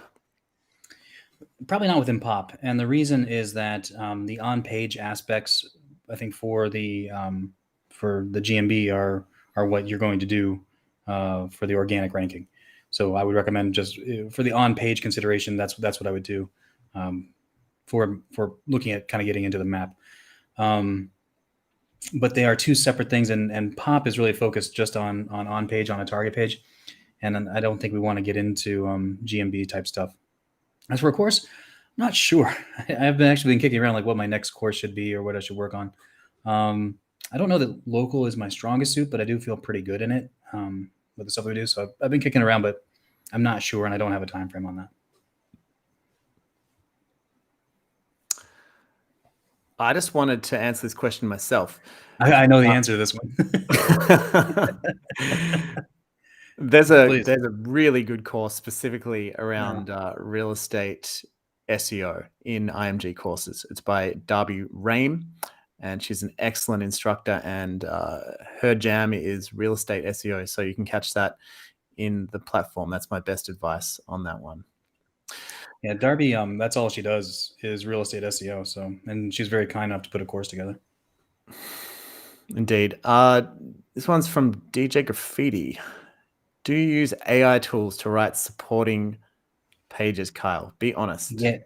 Yeah, we're playing with it right now, and we like it. So the supporting pages, you just need to answer the question, right? And the one thing that the AI tools do is they give you a block of content that's usually kind of around that. So when you're looking at terms of cost and speed, it's really nice to kind of get that leg up and then edit a bit, because the content won't be great, but you can kind of start with a rough draft, if you will, from that, and then edit it as you need. And remember, with the supporting pages, you don't really need to do a lot of SEO to them. You're just putting the phrase or the target term just within the title tag and the H1. And if it makes sense in the body, that's fine, but it's not even usually terribly necessary. So yeah, it's good for supporting content, so long as you're tweaking it.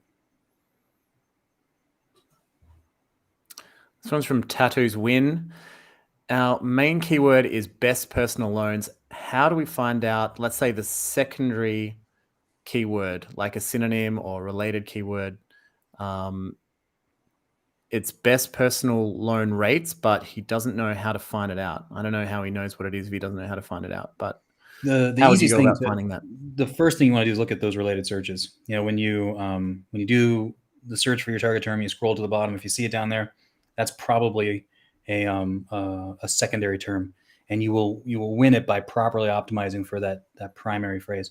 The other thing you can look at is Google Trends. It's not quite as good, and sometimes they don't come up with as many terms. But click through like the rising and hot and whatever they also have in Google Trends, and that's also another good way to find terms that are secondary to your primary. So, and what we're talking about here is that if you properly optimize for a primary keyword, you will win secondary keywords. Healthy pages rank for hundreds or thousands of keywords. And how that happens is because Google has attached those terms to that primary. So you want to optimize for the primary phrase, and then you will win a whole bunch of secondaries. So the clearest indicator is that it's in the related searches or in one of the Google Trends. Oh, well, let me add one thing to that. If you're not sure, you can always add something to a page and then see how it ranks. So if you think it's a secondary, but you're not 100%, you can have a section on a page, see how it goes. And if it doesn't work, then just peel it off and put it on its own page. And then you know, if it's not ranking well at all, then you know that it needs its own page. Good advice. I know you got a good answer for this one, Kyle. Would you run pop for each supporting article, asks James Curry. No, I would run pop on the target pages. Those are the ones that you're spending the most time and investing the most time in. With the supporting articles, we're really not optimizing them very much. The only time you would is sometimes you do a supporting article and it says it's like got 10 for search volume, right? And then all of a sudden that page is now pulling in thousands of impressions and it's getting a lot of clicks. It's like, I think there might be more to this page than what those keyword planners were telling us. In that case, then it's actually worth putting it through the whole process and then optimizing it out. And then I would use pop on it. I would leave it where it is within the structure, but then I would kind of, within my own organization, I would then elevate it to a status of target page, and I would create its own supporting pages if that's within your budget, within your resources.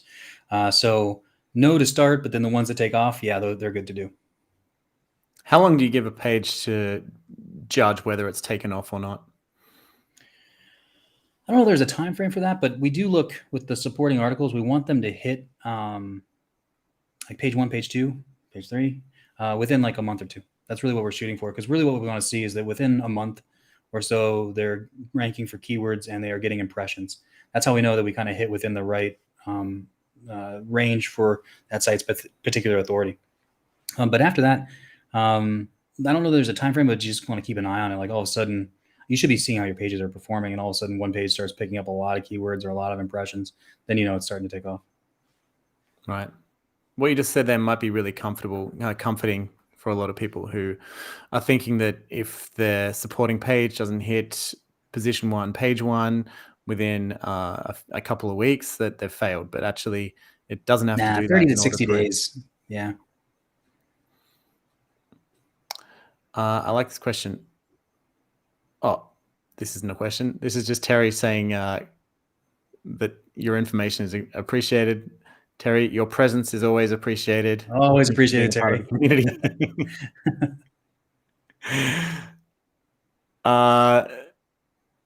This is the one that I wanted. How do I go about ranking an e-commerce product page for a keyword that has informational searcher intent as opposed to product related or category related? This is what we talked about earlier. Like, what is Google ranking? And if it's an informational page, then that's what you need to create. Informational pages can have products on them. Many do, and you can sell stuff on there, but really just more like you want to make sure that you're giving Google the page that it's expecting, and that's probably some longer form content rather than just like a single product page that only has a description with like 250 words on it. So look what Google's rewarding, give it that page, and you can always sell stuff on a longer form page. Good advice. Now, Darlene wrote 60 supporting articles to one target page. She's wondering if she should break that up. Well, if you change links, you do run the risk of dropping, your internal links, because there are probably passing juice.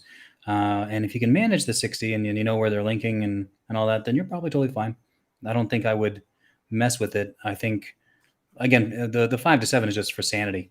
The idea of kind of keeping things within that kind of clustering or that grouping so that you can just really manage it more than anything. But if you've got it all set up and you're good to go, I would leave it as is, and I think you're okay. All right. And the Ball Flight Academy had a pretty similar question, which I think you've just answered. Yeah, if you can do it.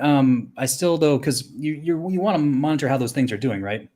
And then let's say you decide that you don't want one page up anymore for a lot of reasons. The cannibalization issue pops up.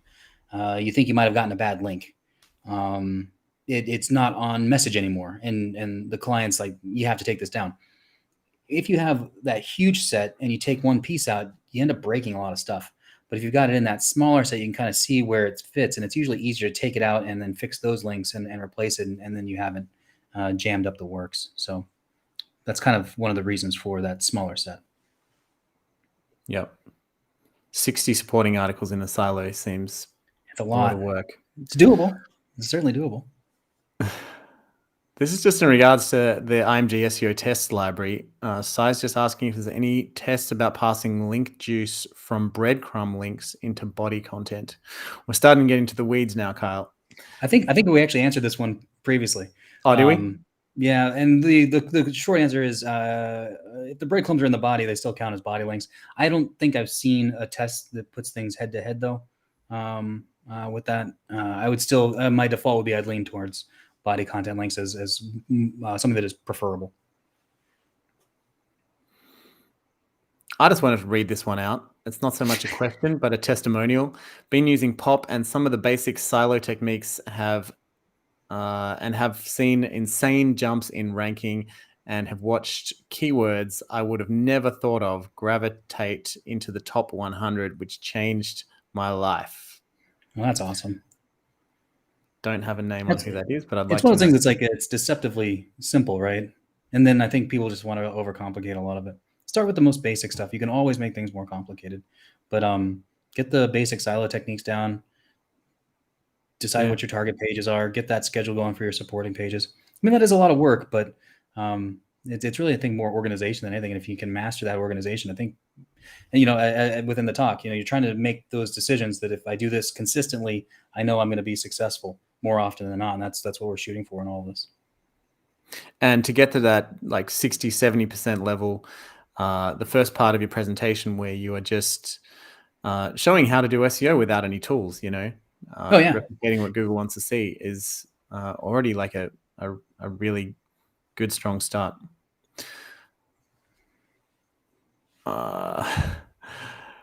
Omar, Kyle, since Google can't read, if we do on-page SEO like you show us, how do we stop someone from spinning our content?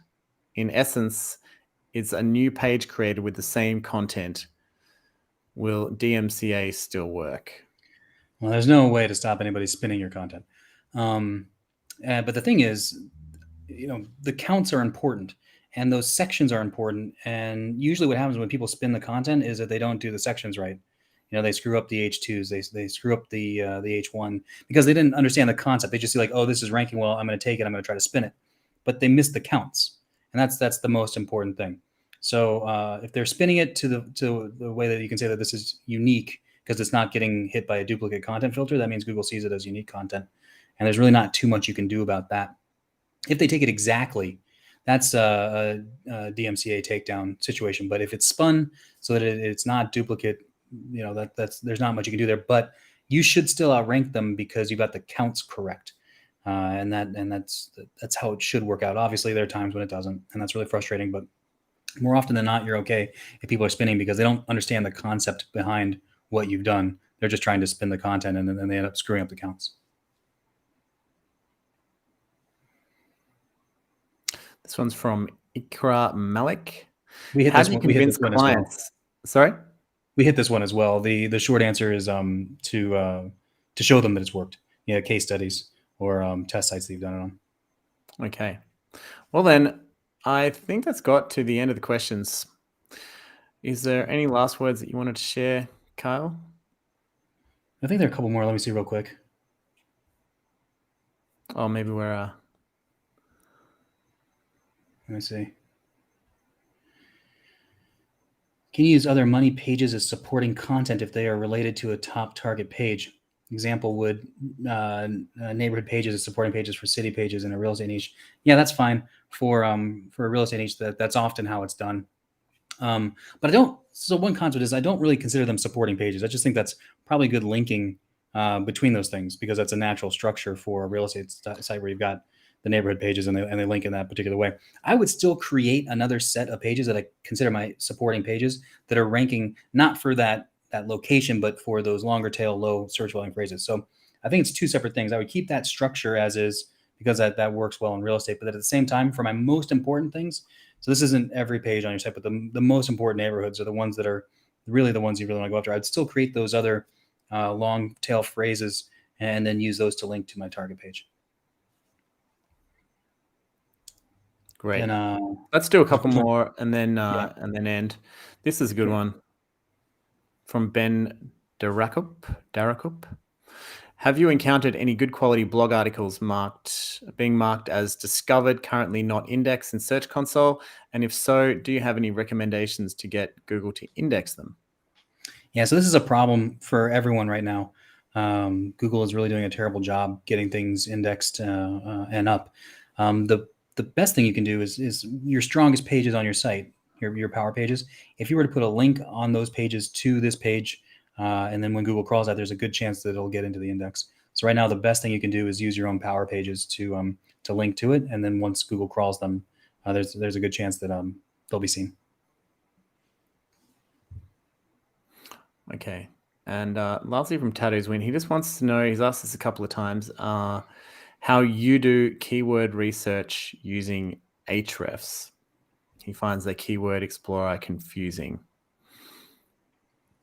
Well, I don't use Ahrefs, so I'm not 100% sure within their system. But that kind of goes to like the best tool is the one that you use. You might try Pop and you might hate it, and if you're never going to use it, it's not the tool for you. There might be other tools, or your team might prefer another tool. Then the best thing for you to use is the tool that you use and you feel comfortable with. A lot of the keyword research that we do is actually within how strong we think our site is.